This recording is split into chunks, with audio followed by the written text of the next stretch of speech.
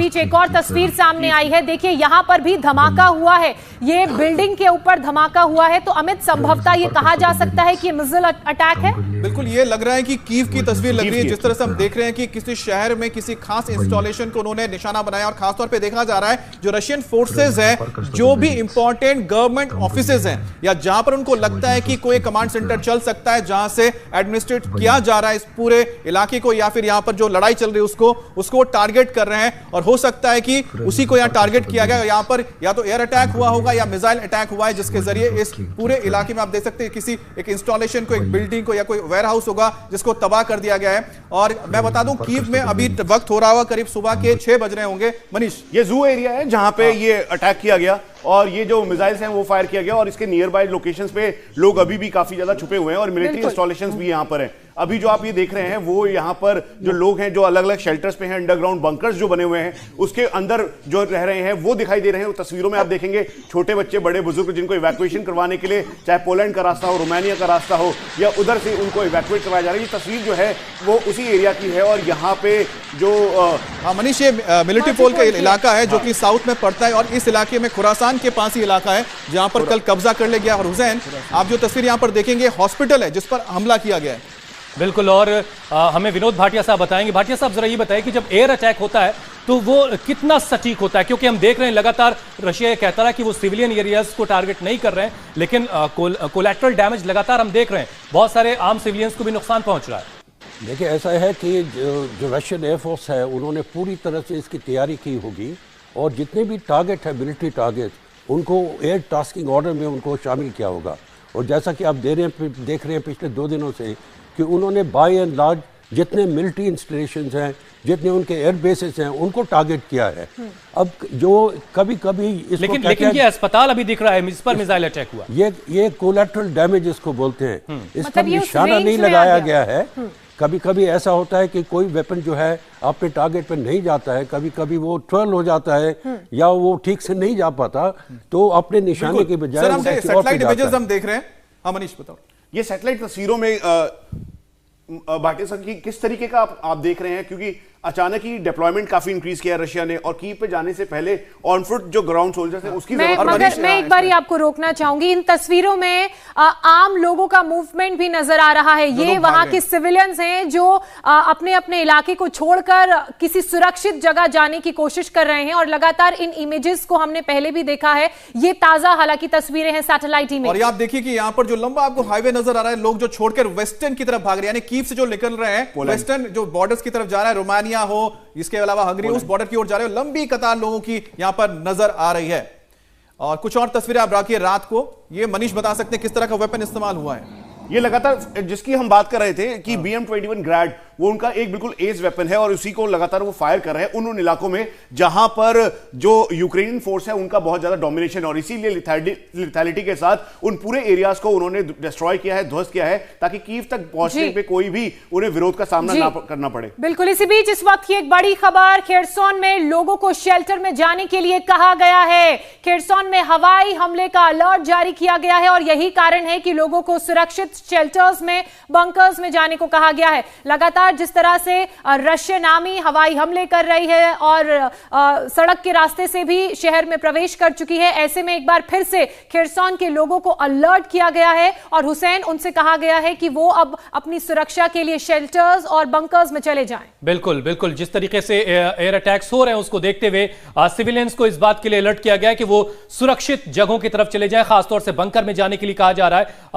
हमें विनोद भाटिया साहब और बेहतर तरीके से बता पाएंगे। भाटिया सर, ये बताइए कि जब इस तरह का एयर अटैक होता है तो कितना वक्त होता होगा सिविलियन के पास, कितनी देर पहले सायरन बजा दिया जाता है कि इस तरह का अटैक होने वाला है? देखिए, इसमें ज़्यादा समय नहीं मिलता है, लेकिन मेरे ख्याल से ये जो अलर्ट है वो रशिया की तरफ से भी दिया जा रहा है, क्योंकि वो भी ये कह रहे हैं कि अब जो सिविलियन पॉपुलेशन को टारगेट नहीं करना चाहते, तो ये इनके लिए रशिया की तरफ से वार्निंग दी जा रही है कि हम इनको अटैक करेंगे। तो अगर जो असली में जो शुरू हो जाता है अटैक, तो उसके लिए वार्निंग जो है वो मिनट्स में ही होती है, उससे ज़्यादा नहीं होती है। तो उसमें सिविलियंस को इतना मौका नहीं मिलेगा कि वो अपना सुरक्षित उस जगह को छोड़ सके।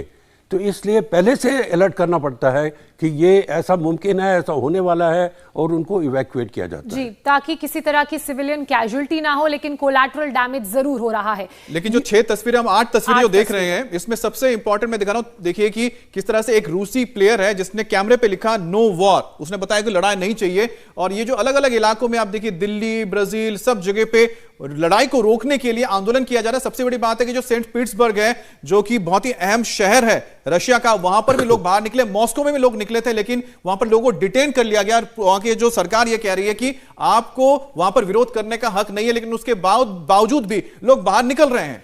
बिल्कुल अमित, यूक्रेन रूस के हमले से हुई तबाही की आग में जल रहा है। यूक्रेन की राजधानी कीव की बात की जाए तो यहां पर रूस का हमला लगातार जारी है, जिसके चलते रात भर धमाकों की गूंज सुनाई दी, धमाकों की आवाज सुनाई दी। यूक्रेन के दूसरे शहरों की बात की जाए, खार्किव में भी तबाही का मंजर देखने को मिल रहा है। लोग डरे सहमे हुए हैं। यहां कई सैन्य ठिकानों को निशाना बनाते हुए हमले किए गए। रूसी फाइटर जेट्स मिसाइल गिराकर तबाही बरपा रहे हैं और कीव की सड़कों पर रूस की सेना गश्त करती हुई नजर आ रही है। तो मानो पूरा शहर तबाही की तस्वीरों को बयां कर रहा है। और हमले की आवाज के बीच यूक्रेन के राष्ट्रपति देर रात कीव के सड़कों पर नजर आए और उन खबरों का उन्होंने खंडन किया जिसमें कहा जा रहा था कि वो देश छोड़कर भाग चुके हैं। रूस के हमले के बीच लोगों का पलायन भी लगातार जारी है, जो कि बॉर्डर इलाकों के रास्ते दूसरे देशों में शरण पाने की उम्मीद से अपना घर बार छोड़ चुके हैं। वहीं दुबई से शांति की अपील करते हुए रूसी खिलाड़ी ने सबका दिल जीत लिया है। रूसी टेनिस खिलाड़ी आंद्रे रूब्लेव ने अपना मैच जीतने के बाद अपने देश को संदेश देते हुए एक प्लेकार्ड के जरिए संदेश दिया, नो वॉर प्लीज। लेकिन ये संदेश ये पुतिन तक कितना पहुंचेगा, ये एक अहम बात है, क्योंकि पूरी दुनिया से इस तरह के संदेश और अपीलें जा रही थी। और एक और इंपॉर्टेंट बात हुसैन, ये अगर संदेश पहुंचता भी है तो उसका असर पुतिन पर कितना होगा, ये बहुत महत्वपूर्ण है। क्योंकि मन बना लिया है और मार्शल भाटिया जी, पूरी स्ट्रैटेजी के साथ, पूरी प्लानिंग के साथ ये हमले किए जा रहे हैं, मतलब पूरा इनका प्लान तैयार था। सर, इसमें एक चीज मैं और जोड़ देना चाहता हूं, क्योंकि आप एयरफोर्स से आते हैं, हमने कुछ स्ट्राइक्स देखे थे जोशना, लगातार हम देख रहे हैं कि जैसा हम बता रहे हैं कि जो खबर अभी आ रही है, जो इंटरनेशनल एयरपोर्ट है कीव का, उसका रनवे बिल्कुल इंटैक्ट रखा गया है, लेकिन हॉस्टेमल जो उसके बिल्कुल 7 किलोमीटर दूर पे एक अलग एयरबेस है, वहां पर बताया जा रहा है कि रशिया ने कब्जा कर लिया है और वहां पर ही बताया गया है कि 200 हेलीकॉप्टर से ट्रूप्स उतारे गए हैं। तो आप इसको किस तरह से देख रहे हैं मिलिट्री स्ट्रेटेजी के हिसाब से? ये बिल्कुल जी, एक जो कहते हैं ना कि एक विंडो हमेशा खुली रहनी चाहिए, ताकि ये जितना जो डिप्लोमेटिक एफर्ट्स वगैरह होते हैं उसके लिए स्थान बना रहे।